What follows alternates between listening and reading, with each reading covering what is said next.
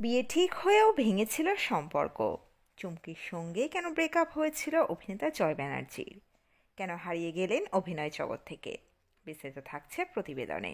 বন্ধুরা, চ্যানেলে নতুন হলে চ্যানেলটি সাবস্ক্রাইব করে রাখতে পারেন। চুমকি চৌধুরী এবং জয় ব্যানার্জি টলিউডে যেমন জনপ্রিয় ছিল এই জুটি, তেমনি বাস্তবেও দুজনের কেমিস্ট্রি ছিল দারুণ। লোকেশ চৌধুরীকে বিয়ে করার আগে চুমকি জয় ব্যানার্জির সঙ্গে সম্পর্কে ছিলেন। দুজনের বাড়ি থেকেও তাদের সম্পর্ক নিয়ে আপত্তি ছিল না কোনো। বিয়ে করবেন বলেও ঠিক করেন দুজনে। কিন্তু হঠাৎই ভেঙে যায় চুমকি এবং জয়ের সম্পর্ক।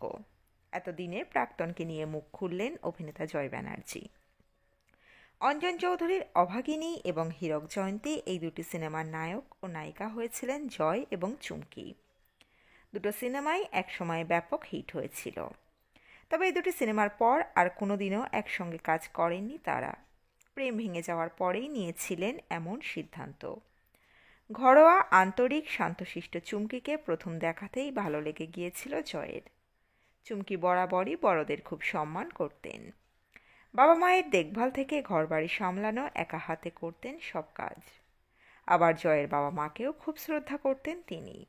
এসব দেখেই চুমকির প্রতি আরও বেশি অনুরক্ত হয়ে পড়েন জয়। তার সত্ত্বেও এত গভীর প্রেম কেন ভেঙেছিল? এর কারণ আসলে জয় নিজেও জানেন না। তার কথায় বিয়ে ঠিক হয়ে যাওয়ার পরেও কোনো কারণ ছাড়াই তারা আলাদা হয়ে যান। তাদের সম্পর্কটা টিকল না।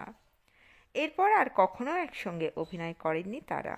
কিন্তু এখন জীবনের এই পর্যায়ে এসে জয় অনুভব করছেন, সেই সময় ব্যক্তিগত জীবনের ছায়া পেশাগত জীবনে না পড়তে দিলেই হয়তো ভালো হতো। আজ এত বছর বাদে কিন্তু প্রাক্তন প্রেমিকার প্রতি এতটুকু অভিমান নেই জয়ের। চুমকির জীবনকে তিনি খুব কাছ থেকে দেখেছেন।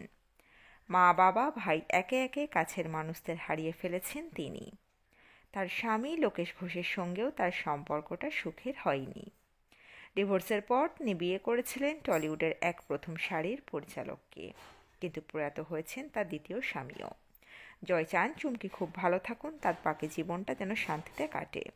অভিনেতা জয় ব্যানার্জি বিদেশ সরকার পরিচালিত 1982 সালের অপরূপা ছবিতে দেবশ্রী রায়ের বিপরীতে অভিনয়ের মাধ্যমে আত্মপ্রকাশ করেন অভিনয় জগতে। 1987 সালে পরিচালক নবেন্দু চ্যাটার্জি পরিচালিত চপারে তার ভূমিকার জন্য তিনি সমালোচকদের প্রশংসা কুড়িয়েছিলেন। 2014 সালে লোকসভা নির্বাচনে বীরভূম, পশ্চিমবঙ্গ থেকে বিজেপির টিকিটে বর্তমান সাংসদ এবং টলিউড অভিনেত্রী শতাব্দী রায়ের বিরুদ্ধে প্রতিদ্বন্দ্বিতা করেছিলেন। তিনি উলুবেড়িয়া থেকে 2019 সালের লোকসভা নির্বাচনে বিজেপি প্রার্থী হিসাবে টিএমসির বর্তমান সাংসদ সাজদা আহমেদের বিরুদ্ধে প্রতিদ্বন্দ্বিতা করেছিলেন। 2021 সালের নভেম্বরে অভিনেতা আনুষ্ঠানিকভাবে ঘোষণা করেছিলেন যে তিনি আর বিজেপির হয়ে প্রতিনিধিত্ব করবেন না। এই রাজনীতিতে যোগ দেওয়াই কাল হয়ে দাঁড়িয়েছিল তার জীবনে।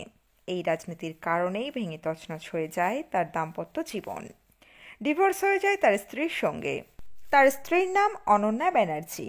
তিনি তৃণমূল দলের সক্রিয় কর্মী। অভিনেতা বিজেপিতে যোগদান করায় ভেঙে যায় তাদের দাম্পত্য। অনন্যা ব্যানার্জিকে দেখা গিয়েছে অভিনয় জগতে। দেবের ছবিতেও অভিনয় করেছেন অনন্যা ব্যানার্জি।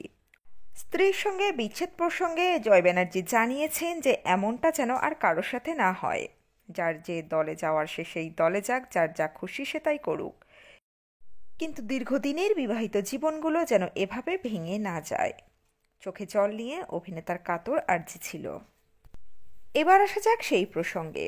সম্প্রতি মিডিয়ার সামনে মুখ খুলেছেন জয় ব্যানার্জি।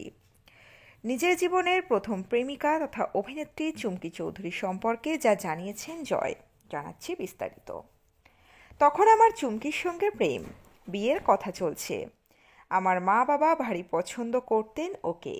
একইভাবে অঞ্জনদা বৌদিও আমাকে। আচমকা কোনো কারণ ছাড়াই আমরা আলাদা। সম্পর্ক টিকল না। তারপর আমরাও আর জুটি বেঁধে অভিনয় করিনি। আজ আমরা দুজনেই আরও পরিণত। এখন মাঝে মধ্যে আফসোস হয় পেশা জীবনে ব্যক্তি জীবনের ছায়া পড়তে না দিলেই মনে হয় ভালো হতো। তাহলে অঞ্জন চৌধুরীর আরও ছবির নায়ক হতে পারতাম। বিপরীতে চুমকিই থাকতো। চুমকিকে ভালো লাগার কারণ আছে, খুব ভালো মেয়ে, খুবই ঘরোয়া, আন্তরিক। পরিবারের সকলের প্রয়োজন মিটিয়ে শুটিংয়ে যেত। ফিরে একইভাবে বাকিদের দেখভাল করত। 3 তলা বাড়ির সমস্ত রক্ষণাবেক্ষণ ওর দায়িত্বে হতো। অঞ্জনদা কি খাবেন, কতটা খাবেন, কখন কি ওষুধ খাবেন সব ও সামলাতো। একইভাবে আমার মা বাবার প্রতিও ওর ভীষণ শ্রদ্ধা ছিল।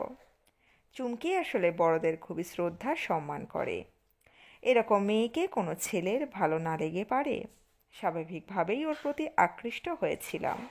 সেই প্রেম ছায়া ফেলেছিল পর্দাতেও। এবার প্রশ্ন, ঘরোয়া চুমকির মধ্যে নায়িকা হওয়ার গুণ কতটা ছিল? ওর সঙ্গে দুটো ছবিতে কাজ করে বুঝেছি চুমকি অভিনয় রক্তে নিয়ে জন্মেছে। ফলে পর্দায় খুব সাবলীলভাবেই অভিনয় করে। নিজের অভিনীত চরিত্র অনায়াসে আত্মস্থ করতে পারে।